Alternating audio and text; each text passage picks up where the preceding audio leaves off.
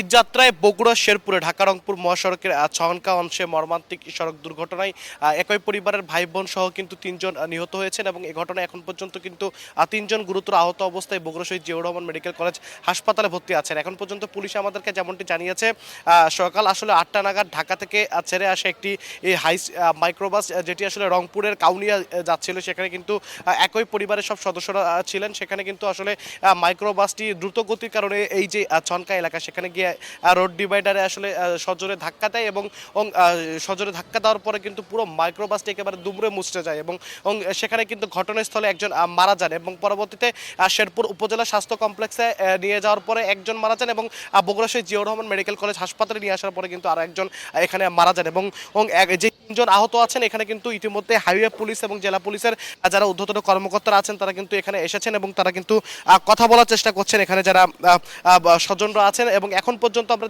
যেমনটি বলছিলাম যে রাজধানী ঢাকা থেকে ছেড়ে আসা যেই মাইক্রোবাস, যেটি আসলে রংপুরের কাউনিয়ায় যাচ্ছিল, যেখানে আসলে তিনজন নিহত হয়েছেন। তিনজন নিহতের পরিচয় কিন্তু আসলে আমরা শনাক্ত করতে পেরেছি এবং সেই তিনজন নিহতের মধ্যে কিন্তু যেই তয়েবা, তিনি কিন্তু আসলে এই যেই পরিবারটি রাজধানী ঢাকা থেকে কাউনিয়ার দিকে যাচ্ছিলেন, সেই পরিবারে কিন্তু গৃহ পরিচারিকার কাজ করতেন। এর পাশাপাশি কিন্তু ভাই বোন যারা নিহত হয়েছেন তাদের মধ্যে মমিনুল ইসলাম এবং তার বোন কিন্তু আসলে শিউলি বেগম, তারা উভয়ই রংপুরের তালুকা শাহবাজ গ্রামের যেই তৈয়ব আলী তাদের সন্তান, তারা কিন্তু এখানে মারা গিয়েছেন এবং এই ঘটনায় কিন্তু আসলে আরও যেই তিনজন আহত রয়েছেন 1.5 বছর বয়সী একজন শিশু। এছাড়াও আহতের সংখ্যা কিন্তু বেড়েছে, পুলিশ মাত্র আমাদেরকে নিশ্চিত করেছেন। আহতের এখন পর্যন্ত 6 জন, আসলে তাদের মধ্যে আরও যারা রয়েছেন মার্জিনা খাতুন, রুমি, হেলেনা, তৌসিফ এবং ফাতেমা, এবং এরা প্রত্যেকেই কিন্তু আসলে একই পরিবারের কিন্তু সদস্য।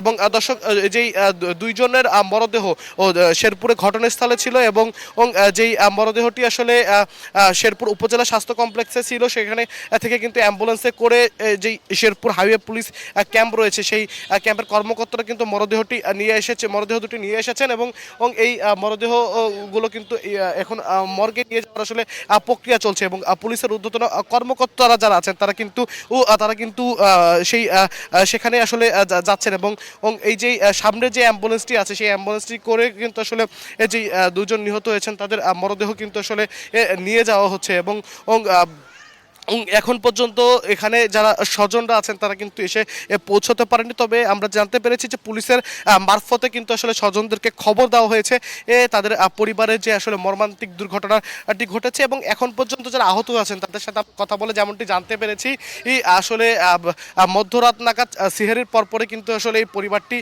হাইস যে মাইক্রোবাস সেটিতে চড়ে কিন্তু আসলে এই ঈদযাত্রার জন্য তাদের যে গন্তব্যস্থল রংপুরের কাউনিয়ার উদ্দেশ্যে কিন্তু তারা রওনা হন এবং সেখানে থেকে আসার পর শেরপুরে যেই মহাসড়কে যেই এই ইন্টার কন্টেনার আছে সেখানে কিন্তু তারা ড্রাইভার আসলে যেই গাড়ির চালক ছিলেন তিনি কিন্তু আসলে অনেকটা বিভ্রান্ত হয়ে যান এবং তিনি কিন্তু এই যেই মাইক্রোবাসটি সেটি কিন্তু পাবনা রোডে চলে যান, অর্থাৎ তার যে রংপুর দিকে আসার কথা ছিল বগুড়া হয়ে, সেটি না হয়ে তিনি কিন্তু আসলে বিভ্রান্ত হয়ে পাবনা দিকে চলে যান এবং পরবর্তীতে কিন্তু সেটি আসলে বুঝতে পারার পরে তারা আবারও সেই রংপুর দিকে আসেন এবং তখন থেকেই তিনি আসলে কিন্তু নিয়ন্ত্রণবিহীনভাবে, অর্থাৎ যেই সময় তার যে আসলে ব্যয় হয়েছিল সেটিকে পুষিয়ে নেওয়ার জন্য নিয়ন্ত্রণবিহীনভাবে আসলে মোটরসাইকেল যে মাইক্রোবাস সেটি কিন্তু চালাচ্ছিলেন এবং এই অতিরিক্ত গতির কারণেই কিন্তু আসলে এই দুর্ঘটনাটি ঘটেছে বলে আসলে প্রাথমিকভাবে এখন পর্যন্ত নিশ্চিত হওয়া গিয়েছে। এবং এই যেই মরদেহগুলো, সেই মরদেহগুলো কিন্তু এই যে দুজনের মধ্যে একজনের মরদেহ কিন্তু ইতিমধ্যে মর্গে রয়েছে এবং দুজনের মরদেহ, যে মরদেহ দুটি আসলে শেরপুর থেকে নিয়ে আসা হয়েছে সেগুলো কিন্তু আসলে এখন যেই মেডিকেল কলেজের যে এই বগুড়া শহীদ জিয়াউর রহমান মেডিকেল কলেজের যে মর্গ রয়েছে সেখানে কিন্তু আসলে নেওয়া হবে এবং এখানে জেলা পুলিশ সহ কিন্তু হাইওয়ে পুলিশের কর্মকর্তারা তারা আছেন, তারা কিন্তু এখানে কাজ করছেন আসলে মরদেহগুলো মর্গে নেওয়ার জন্য এবং পরিবারের সদস্যদেরকে কিন্তু অবগত করা হয়েছে। আমরা কথা বলার চেষ্টা করব হাইওয়ে পুলিশের উপপরিদর্শক মর্তুজা নূরের সঙ্গে। নূর, সকালে যে আসলে মর্মান্তিক দুর্ঘটনাটি ঘটেছে প্রাথমিকভাবে আসলে আপনারা কি জানতে পেরেছেন এবং একই পরিবারের যারা নিহত তারা সদস্য কিনা? আমরা যেটা প্রাথমিকভাবে জানলাম সকালবেলা 7:30টার দিকে এই হাইস গাড়িটা দ্রুতগতিতে আসতেছিল ঢাকা বগুড়া মহাসড়কের বগুড়াগামী লেন দিয়ে। বগুড়াগামী লেন দিয়ে যাওয়ার সময় বাম পাশে যে রোড ডিভাইডার আছে সনকা ব্রিজ থেকে নেমেই, সনকা ওভারপাস থেকে ওভারপাসের ওখানে, সেই রোড ডিভাইডারে লেগে এটা একদম দুমড়ে মুচড়ে যায় হাইসটা, এবং ড্রাইভার ওখান থেকে পলায়ন করে। তারপর স্থানীয় লোকজন তাদেরকে উদ্ধার করে এবং ফায়ার সার্ভিসের লোকজনও যায়, আমরাও যাই। ওখানেই ঘটনাস্থলে একজনকে আমরা মৃত অবস্থায় পাই। আর স্থানীয় লোকজন উদ্ধার করে একজনকে শেরপুর উপজেলা স্বাস্থ্য কমপ্লেক্সে প্রেরণ করছিল, ওখানে মারা যান। আর এখানে একজনকে শহীদ জিয়া মেডিকেল হাসপাতালে একজনকে প্রেরণ করে, সেখানে একজন মারা যান। এই মিলে এখন পর্যন্ত মারা গেছে 3 জন। এই 3 জনের মধ্যে 2জন হচ্ছে ভাই বোন। একজনের নাম হচ্ছে এই একজনের নাম মমিনুল ইসলাম এবং হচ্ছে শিউলি বেগম, এনার হচ্ছে ভাই বোন।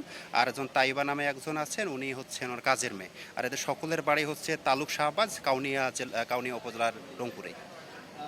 এই ঘটনায় আসলে যে ঘাতক গাড়িটি সেটি জব্দ করা হয়েছে কিনা এবং আইনগত প্রক্রিয়া কত এবং নিহতের পরিবারের স্বজনরা আসলে আপনাদের মাধ্যমে অবগত হয়েছে কিনা? হ্যাঁ, না অবশ্যই এখানেই ওই হাইস গাড়িটাতে মোট ছিল 18 জন, ড্রাইভার সহ 17 জন ছিল যাত্রী আর ড্রাইভার।